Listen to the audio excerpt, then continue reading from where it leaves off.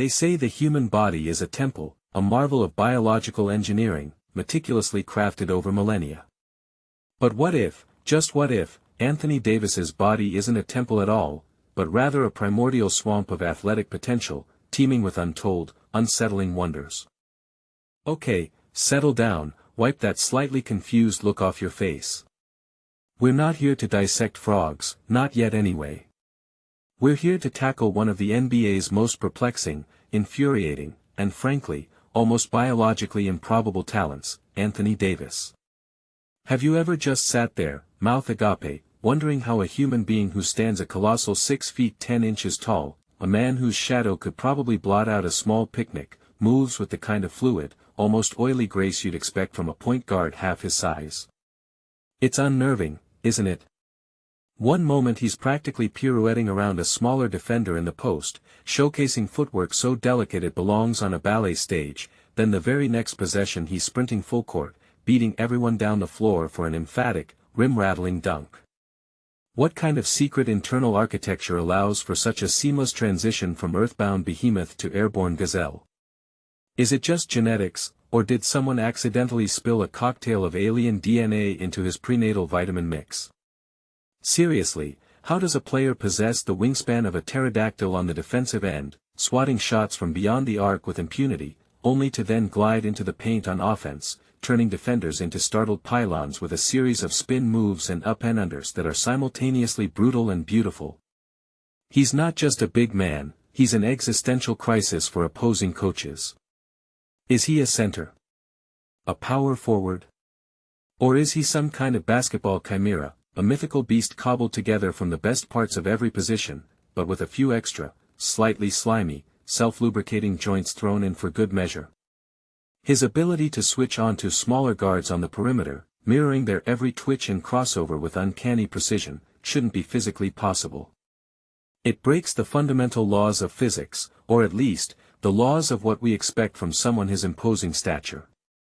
You watch him, and your brain screams, mismatch, but then you realize he is the mismatch, a one-man army of defensive disruption and offensive fluidity. Is this a skill set refined over years of meticulous training, or is it something more primal, something ingrained in the very cellular structure of his being, a kind of pre-programmed athletic dominance that just oozes out? And then there's the championship. The infamous bubble. Was that merely a fortunate confluence of circumstances, a strange anomaly in a season unlike any other, or was it the ultimate validation of Anthony Davis's unique, almost predatory, effectiveness? He didn't just play well, he dominated. He became the defensive anchor, the offensive focal point, the man who could score inside, outside, off the dribble, in transition, and still have enough left in the tank to single-handedly close out games with a defensive stand that would make lesser men weep. How do you maintain that level of consistent all-star, borderline MVP caliber play, season after season, without your body, your tendons, your very spirit, simply liquefying under the relentless strain of professional basketball? Does he possess some secret wellspring of regenerative energy, perhaps drawing sustenance from the bewildered expressions of his defeated opponents? We've seen countless big men with tantalizing potential fizzle out due to injuries, their bodies betraying them. Yet, AD, despite his own well-documented skirmishes with the injury bug, always seems to return, often stronger, certainly more determined, with a kind of stubborn resilience that borders on the uncanny. What kind of dark, arcane pact did he sign with the basketball gods to ensure such a sustained output of elite performance? Is it daily yoga, an ultra-strict diet, or something more esoteric? Does he bathe in the tears of his rivals? One must wonder about the unseen processes, the hidden mechanisms beneath the surface that allow this man to consistently perform at such a lofty tier. He doesn't just play basketball, he consumes it, absorbing the essence of the game and transforming it into pure, unadulterated dominance. His impact isn't just felt in the stat sheet, it's a palpable shift in the gravitational pull of the court whenever he steps onto it. Opponents don't just game plan for him, they practically offer sacrifices in hopes of mitigating his influence.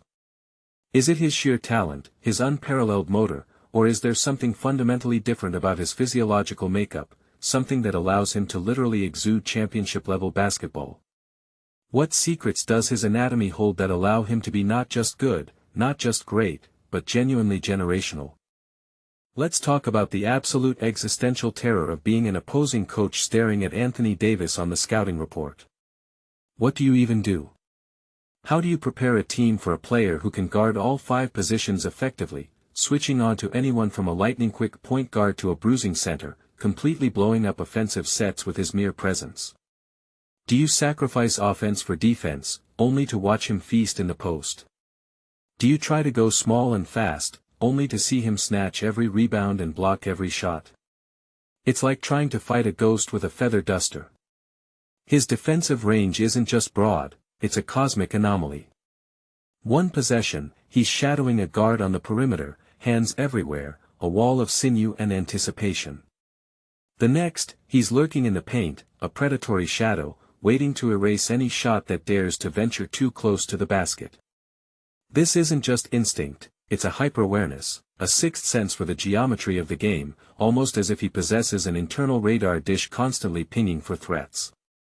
Is this just exceptional spatial awareness, or is it something more? Something organic? Is there a secret ingredient, a hidden mechanism, a biological anomaly that makes him, well, him? Does he have extrasensory glands, perhaps, detecting the subtle shifts in air currents caused by an opponent's impending move? We know about his impressive wingspan, his towering height, his explosive vertical. But what if the true secret to his success lies deeper, beneath the skin, entwined within his very cells? What if his body isn't just incredibly well-conditioned, but fundamentally different from ours?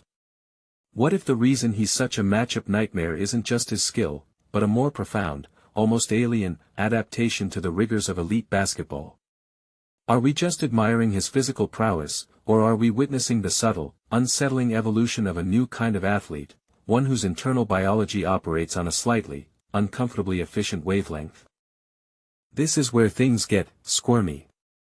You see, while the official reports laud his genetics and training, there are whispers, barely audible in the hallowed halls of obscure biological research, that paint a far more peculiar picture. Take, for instance, his unprecedented flexibility for a man of his size. A lesser-known anatomical survey once noted that his internal joint capsules, particularly in the shoulders and hips, exhibit a unique, almost gelatinous elasticity, allowing for a range of motion typically found in deep-sea cephalopods. It's not just ligament stretching, it's almost as if his connective tissues have an unnervingly low coefficient of friction, enabling those impossible rotations and quick changes in direction. Then there's the riddle of his rapid recovery times, an aspect that has baffled sports medicine experts for years. An unconfirmed report from a very niche biomolecular journal once hypothesized that microscopic, self-repairing cilia, similar to those found in certain regenerating freshwater planarians, are woven throughout his musculature, constantly mending and reinforcing damaged fibers at an accelerated, almost unnatural rate. It suggests a cellular machinery that is, frankly, aggressively efficient. And finally, perhaps the most iconic, yet least understood, aspect, the unibrow. While dismissed as a mere aesthetic curiosity, one particularly outlandish, yet strangely compelling, fringe theory proposes that this distinctive ridge of hair is not merely follicular but contains rudimentary chemoreceptors, allowing him to subtly detect airborne pheromones released by opponents under stress, thus giving him an almost preternatural read on their intentions.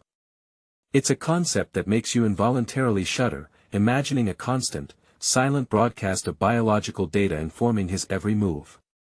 So, when you see him contort his body for a block, or bounce back from an injury, or simply know where the ball is going before anyone else, it might not just be skill. It might be the silent, squelching symphony of his uniquely adapted, almost alien, physiology at work. His body isn't just built different, it operates different, on a level that suggests a slightly slimy, intensely adaptive, evolutionary detour. So, what's the final answer to the question of Anthony Davis's utterly dominant, profoundly unique, and consistently all-star level play? Why does he combine size with guard-like agility? Why is he a matchup nightmare? Why does he possess elite shot blocking and post skills? The truth, the uncomfortable, slightly revolting truth, is that Anthony Davis isn't just a basketball player, he's a biological adaptation, a living, breathing, basketball-playing organism that has evolved beyond the typical human athlete.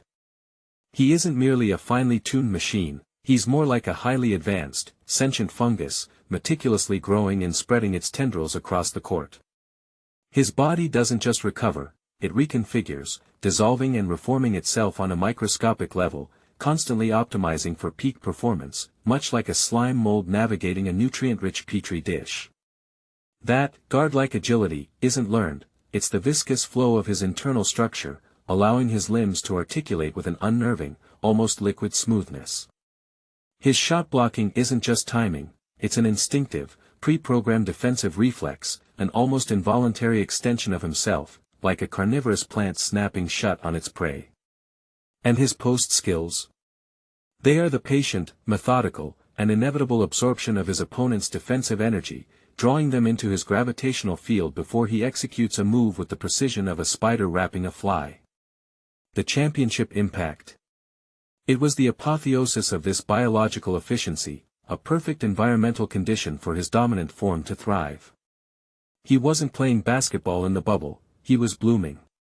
The reason he's a matchup nightmare isn't because he has superior skills within human parameters, but because he exists slightly outside them. His very being is a testament to the idea that the lines between athletic prowess and unsettling biological innovation are often blurred, perhaps even non-existent. He is a testament to the unsettling truth that to achieve true, generational dominance, sometimes you have to transcend humanity itself, becoming something, squishier, stranger, and entirely more effective.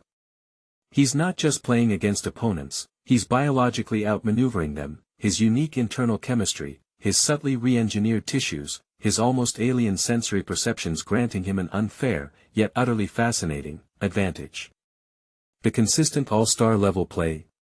That's just the natural byproduct of a being that is, at a cellular level, engineered to dominate, evolving in real time on the court. He represents the pinnacle of human athletic potential, yes, but through a lens that reveals something unnervingly non-human. His greatness isn't just inspiring, it's a little, mucus. It's as if his body is constantly secreting success, a glistening, slightly too wet film that covers every aspect of his game. The thought of it, really, is enough to make your skin crawl, yet you can't look away. It's the ultimate combination of elegance and epidermal oddity.